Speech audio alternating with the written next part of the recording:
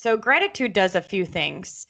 First, it raises your emotional body, right? So we know that like attracts like. So if I'm angry, guess what? I'm going to get cut off on the road. Someone is going to rear end me, or I lose my keys, or like typically when you're in a grouchy state, you're going to experience that's just kind of the world that you attract. So raising your emotional body to be one of gratefulness, thankfulness, love, then that's going to be more of what you attract throughout the day. Welcome to the Gratitude Podcast on www.georgianbenta.com, where you'll hear a new story each week that will inspire more gratitude in your own life. Our mission is to inspire 100,000 people to discover how to feel gratitude and live a happy life through the amazing life stories of our successful guests and their actionable tips. And now, the host of our podcast, Georgian Benta. Hi, Gratitude Seeker. Welcome to a new episode of the Gratitude Podcast. Today, with us, we have Denise Walsh. She's a proud wife and mother, former clinical psychologist, motivational speaker, and multi-million-dollar earning entrepreneur. But I think the intro, the presentation that she did for me a few minutes ago, I think it's even more beautiful, and I will let her introduce herself and let us know more about what she's been up to and what she's been doing in the world. Denise? Hello. Yeah, hi. Thank you so much for having me. I have been a leader in the direct selling world in our company for almost 12 years, and it's interesting when you experience some level of success, people always started asking me, what do you do? What do you do? What do you do? And so while I'm still consistently working my business and working with my team, I started creating products that could add value to my team and beyond, and still allow me to pick my two boys up from school. So how can I add value and still be an awesome mom? That's my goal. That's beautiful. And I think I wanted you to say this because I think it's a really beautiful way of feeling successful. Like the fact that you can be there for your kids. I think like I totally resonate with that version of success. And I think it's very beautiful that you mentioned it. It's funny when I feel like I have a lot of value to add to the world. I have a lot of love to give. I have experience, and with my psych degree and building our business as an entrepreneur, I've had to grow through my own glass ceiling time and time again. So I have a lot to say and I have a lot of love to give, but I also have a family that I love too. And so I was trying to navigate, how do I be good at both? I don't want to give up my career, quote unquote, to be a mom only, and I don't want to sacrifice my family for my career. So I feel like I'm trying to find a way to do both, and right? Yeah, that's beautiful. That's beautiful. And I think it's a very important part of who we are, finding the balance and managing to also find the time for gratitude, for appreciating what we have. And I know that you're really big on this too, on the fact that you don't take for granted what you have, right? Yeah. I really do feel like we can love where we are and really connect with the here and now, and still be excited about where we're headed. Definitely. So I know that you have some interesting habits that have to do with gratitude. Can you share a few with us? Absolutely. So one of the products that I've created this past year is called the Dream Life Daily Journal. And in this journal, this is, again, kind of my morning routine, and it's been my morning routine for years and years now, but I created it in a book form because everyone was asking, what do you do? What do you do? What do you do? And I realized that gratitude was a big part of my morning routine, and a big part of, quote unquote, what I do to experience success is really tap in. And so every morning in my Dream Life Daily Journal, there's a space called Eyes Wide Open. And in this eyes wide open section, I challenge us to take a look at the last day or so and see what was already working. See who, what lined up in our path that is exactly what we were looking for. And, maybe the encouraging text that we needed at the exact moment, where was God showing up for us already? Because I think so often our eyes are on what's not working, who is not working, what's not going right. And so in the journal, I challenge everyone to look at what is working and where God is showing up. And so I feel like in the mornings for me, that kind of puts me back in a place of everything is working out for my good. And everything is, like you're just like, okay, everything's good. It can be good. And then second to that is a gratitude game. And this is really fun too, because every day the gratitude game is different. And for example, I did my journal this morning and the gratitude game was called Everything is Awesome. And it challenged me to write out my daily itinerary, essentially like my to-do list, but do it with expectation that everything is amazing, awesome, working out exactly as planned or exactly what I need. And what it does is it just shifts my emotional body. It shifts my emotional body to be grateful and to be expectant of good things. And I find when I start my day off that way, that's what I get. Definitely. The morning is so important, and the way we wake up, what we do in the first hours is so important. And I love that you mentioned that. And I love the idea of making it into a game and playing, because we love playing. We don't like as much to be all serious and go with something that is boring somehow. I think we are all kids inside, and it's important to bring that part as well. And I love the fact that you've managed to do that. And I'm also curious how you got to discover gratitude at first. Like, when did you feel the first time that you've actually lived the feeling of gratitude, not just the concept? Yeah. Ooh. So there's been certain points in my life for sure that I felt like I was more attentive to this topic than others, but the I would say the major pivot point for me was a few years ago. We were headed to the top of our company. We were, business success was awesome, right? We were experiencing momentum and people were signing up every day and it was amazing and super exciting. But in my personal life, it was probably the hardest personal life experience I'd had.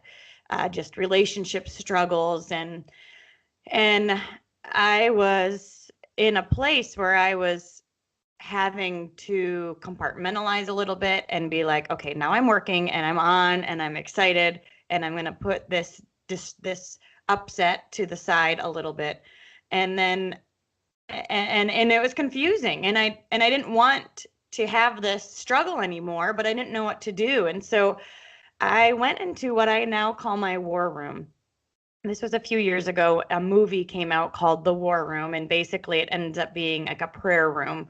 And for me, I have two little boys, and doing my devotions and journaling and reading in the morning was like okay in my main living room, but a bit distracting when I need to get juice and make pancakes and all of that. So I chose to get up even earlier than I was, and prior to them getting up, and I would go into a closet in one of our extra bedrooms, and it's a walk-in closet that has a shelf on it that you would put sweaters or something. But what this allowed me to do was to leave my books out, and it allowed me to write and tape it onto the walls, and I didn't have to worry about anyone coming to see it, or I didn't have to clean it up. I could just go back into my war room every morning. And in this war room, goodness, I feel like I wrestled emotionally a lot in this war room. I felt like I prayed, I asked for forgiveness, I asked to forgive. I feel like when you're feeling hurt, it can be so easy to go down the rabbit trail of anger and bitterness and frustration and why and what if and all of those things that honestly we typically can't answer. And in the war room, I learned how to speak life into my world before I saw it. So I would claim victory over my family. I would look at what was working and the love that I had and things that were working. I really shifted my emotions in that war room. And I believe that because of that, my outer world began to change too. And man, it was a healing experience from the inside out. And I believe that that emotional pivot and healing for me shifted me to understand the importance of gratitude first. That's so interesting. And especially taking into consideration the whole picture, I think it's quite beautiful how you actually express this experience. Yeah, it's usually in those kinds of moments when we discover, at least that was my experience, and the experience of many others with whom I've talked with. And it's really beautiful that we were able to actually get to that feeling and to experience it. And once you have that experience, is something that you want to repeat and to live again and again, right? Yeah, absolutely. Oh my goodness, because once you break through something like this, because again, it's the trail of fear, anger, resentment, that rabbit trail that we can go down versus shifting our emotions to the grateful, thankful, love, emotional side. I feel like I wanted to shout it from the rooftops and be like, oh my gosh, you can experience transformation yourself. You can do this. Life can change from the inside out. And that's part of where the journal was sparked from. Because again, people were asking me, what do I do? And I was like, I start here because you can do all the successful things, but if you don't start in a centered place, connected place, it doesn't often do anything. And so, yeah, I feel like when I experienced that pivot, that transformation myself, I wanted everyone to experience their own. That's amazing. That's amazing. I totally know the feeling.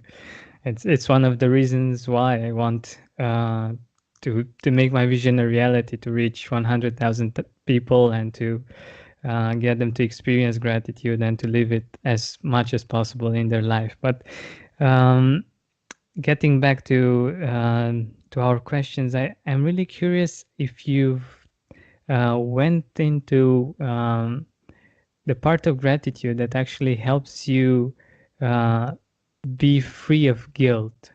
Mm-hmm. Have you experienced that?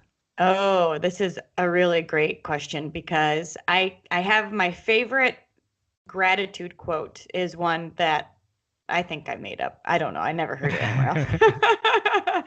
But it says, I love where I am and I know where I'm going. Or another way to put it is, I love who I am and I love who I'm becoming.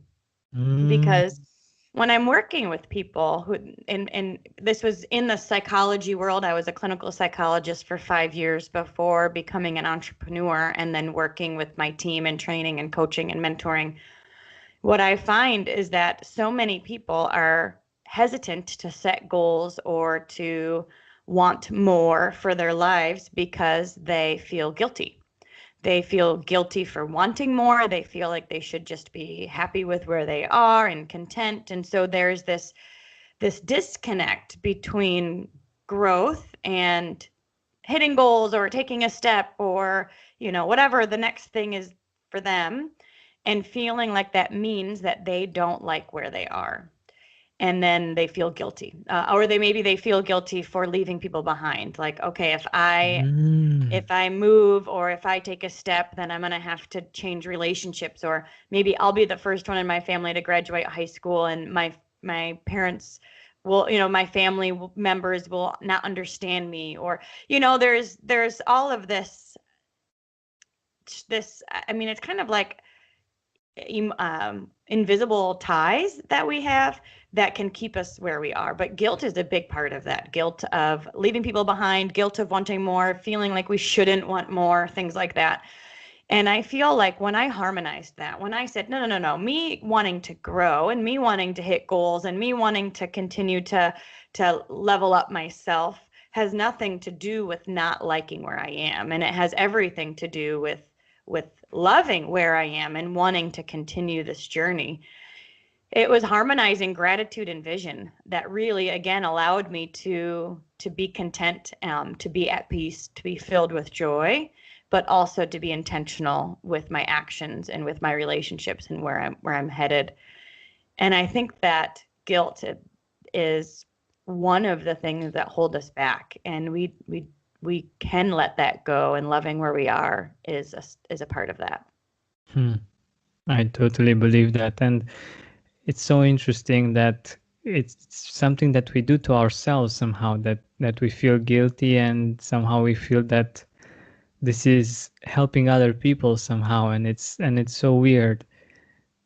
Yeah, it is. You're right. We think that me staying small or me just agreeing with you and you know what I mean? Like for some reason, we feel like if we grow, other people will feel bad. When in fact, it's quite the opposite. When we grow, we're inspiring everybody else around us, and I think we do put on the guilt is a little bit of self-sabotage sometimes. Totally.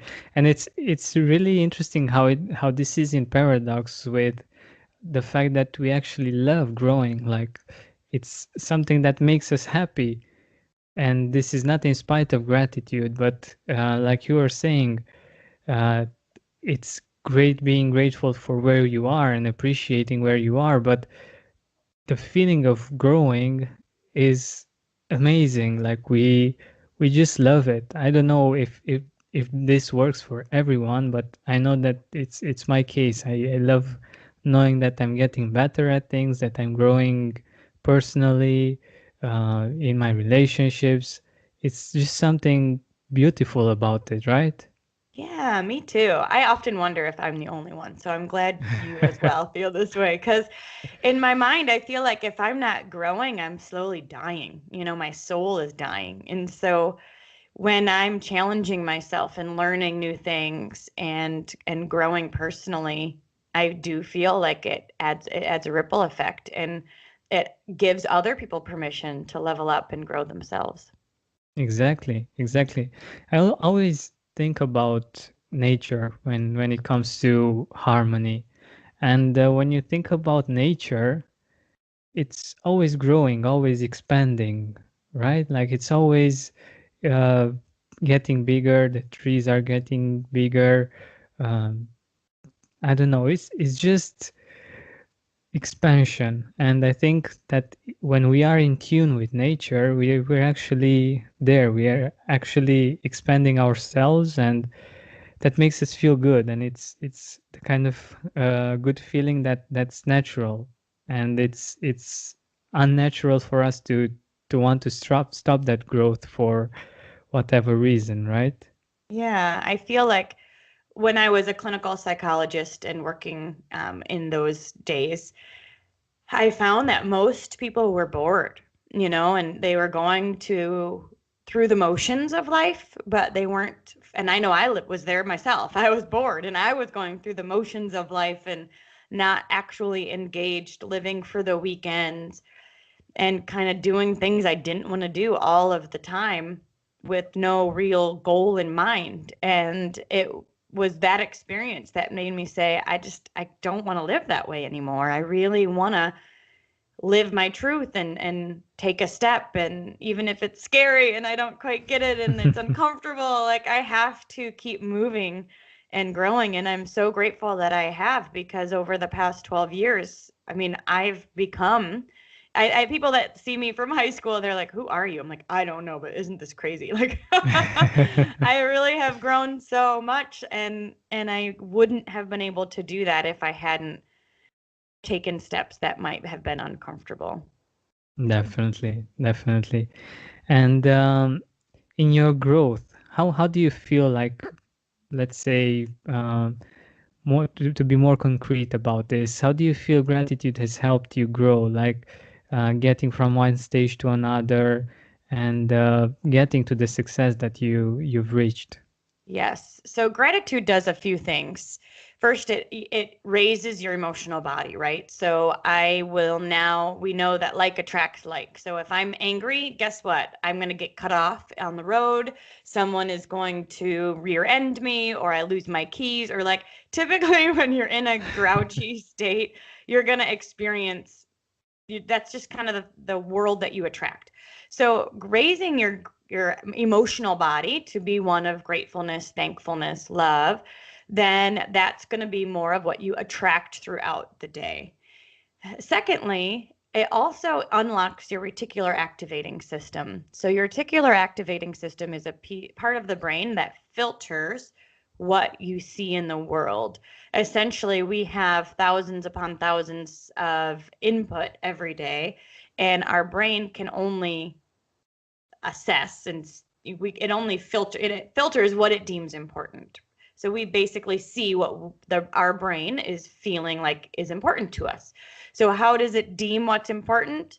By what we're thinking about. So if we are experiencing more gratitude, if we're thinking about what is working, if we're thinking about how much we love where we are and who we are and all of the amazing things that are happening in our lives, then we are going to see it more in our daily life because our brain is filtering that as being important. So we're gonna experience it. It just will start to compound on each other. So I feel like this is such an important part of our habits, our healthy, successful habits, because we become what we think about. And so when we intentionally think about who we want to become and have love and gratitude as being the base of that, then that is what's going to show up for us.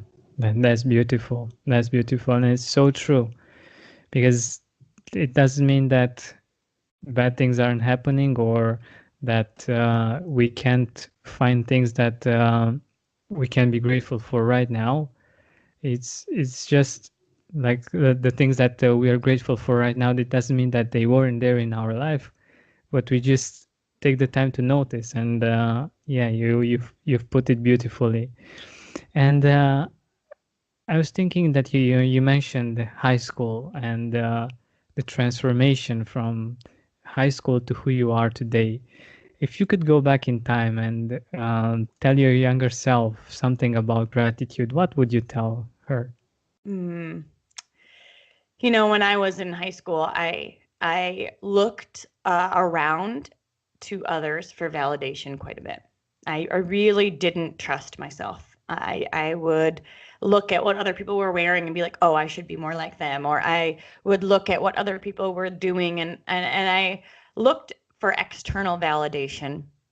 And I would tell myself that I know, I know, just trust yourself, trust who you are and be confident in that. Because throughout the years, the more that I've really owned myself in a sense, owned who I am and taken steps and just being proud of who I am and what I love and not second guessing myself all of the time, the more the how has been able to show up, the more I am able to bring in success into my life because I'm doing it in a state of confidence rather than a state of insecurity. And so I would tell my younger self, like, girl, just go do it. Like, you've got it. You've got everything that you need. You are exactly who you need to be. So own it and keep running. That's wonderful. That's so beautiful.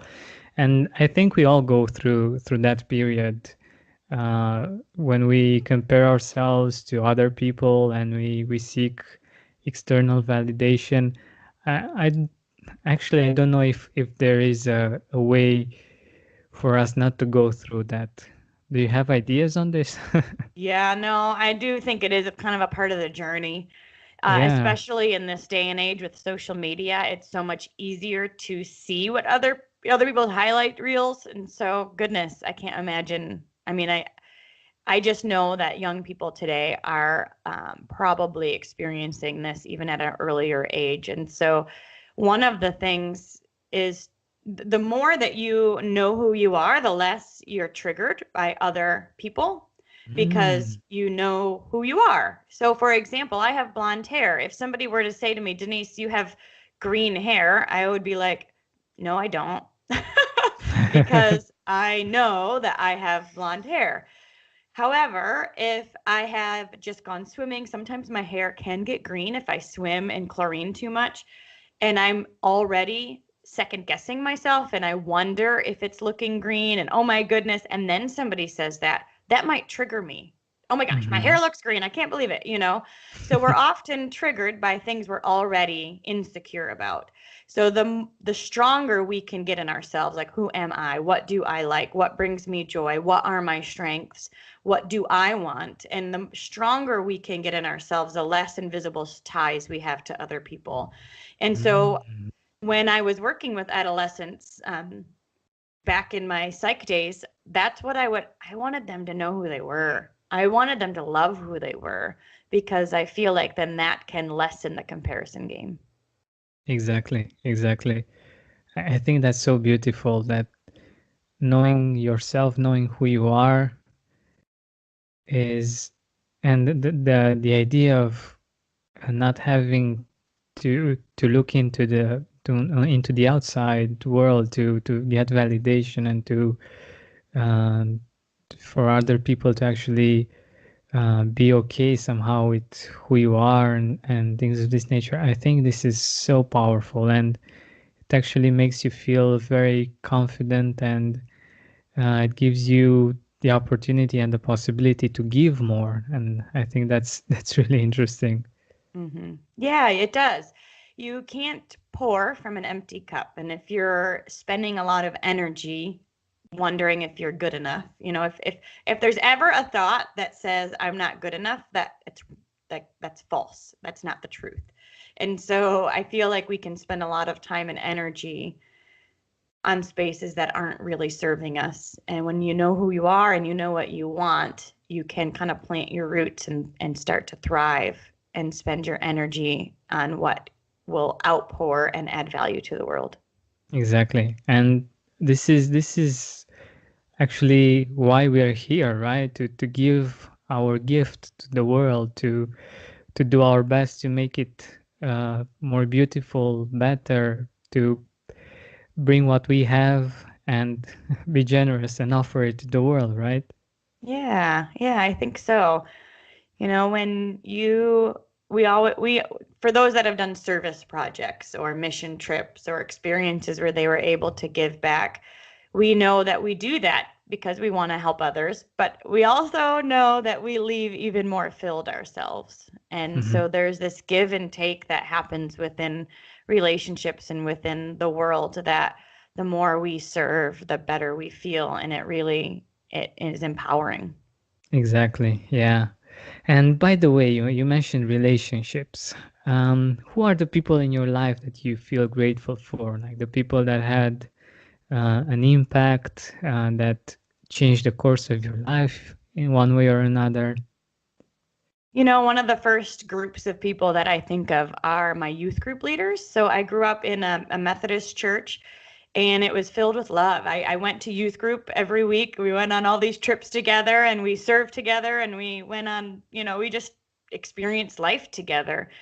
And what was important to me about the youth group leaders that I had throughout the years of middle school and high school is that I honestly didn't need to use them for like a hard time. I didn't need to confide in them. I didn't need to, not one of them necessarily was the go-to person for me. But what I found was that I had adults all over my life that loved me. And we didn't have to have a deep conversation about life. They just showed up consistently, and I felt loved by them. And looking back, I realized how important that truly was, because I knew it was more than just my parents. You know, I felt surrounded by a community of support. And at my wedding day, there was a whole table of youth group leaders. It was years and years later, but they were still showing up. And Wow. so I feel like there's been mentors throughout the years. I've been trained with Jack Canfield and John Maxwell, and there's success leadership in the world. But when I think about people that really helped ground me and support me, it was those youth group leaders that just kept saying, yes, I'm showing up, you're important, let's do life together. Wow. That's so beautiful. Let's do life together. I'm here. Yeah. And I think sometimes it's not a matter of having one thing said that's like changes my life necessarily. It was those that, yeah, I mean, we all want to feel so loved in community, and I feel like I felt that, and I didn't know how important it was until years later. That's so true. That's so true. And especially when it comes to gratitude, we feel most grateful for the people in our life, for the experiences that we have, and the fact that they are or they were there, like it's the case with children. And circling back to the beginning of our interview, the fact that you're able to take them to school and you're able to be there for them, I think these kinds of things really make a difference, and I think it's really beautiful. Yeah, absolutely. Relationships that are creating a community for ourselves and being that support to others. I mean, that's what life is all about. Exactly. So we are nearing the end of our time together, and I wanted to ask you, where can our audience find you? Where can they get in contact, find out more about you? Yeah, absolutely. So I'm on Facebook and Instagram. It's the Denise Walsh on Instagram and Facebook. And those are probably the two places I spend most of my social media time. But I also have a YouTube channel called just Denise Walsh, where I upload consistently. I have my own podcast as well called Dreamcast. And yeah, my goal is just to consistently add value into the world, and that's where I do it. So I do have I do have a freebie for your audience, which is really Oh, fun. awesome. Yeah. So one of the questions, of course, people were asking me, what do you do? What do you do? What do you do? So the journal's a part of that, and you can get that actually just on Amazon, Dream Life Daily Journal. But I have a free download PDF at denisewalsh.com/action, denisewalsh.com/action. You can get the Dream Life Action Planner. And what I have found is that a lot of times people will say to me, Denise, I want life to be different, but I don't know how, or I don't have any more time in my day, or how am I supposed to fit this in when I'm already overwhelmed and stressed? And so there's a lot of things that you will want to do together with that. But the Dream Life Action Planner just gives you a place to brain dump all your to-dos and then put them back on your calendar in a way that is actually helping you take steps in the direction of your dreams. So it's several pages long. It talks about, a Dream 10 life in all different areas, picking one to be your focus, and then how can you put things on your calendar that will take you in that direction. No, that's wonderful. That's wonderful. Thank you so much. And thank you for being here with us and for sharing so many amazing stories and amazing pieces of knowledge that I think can really make a difference. Thank you. Absolutely. Thank you for having me. Hey, Gratitude Seeker, thank you so much for taking the time to listen to this interview. I really appreciate it. And if you could think of one person that would also benefit from it, share it with them. It might actually be the inspiration that they need to make their day or maybe even their life much better. Thank you so much once again. This has been Georgian Benta. Don't forget to keep seeking and spreading gratitude.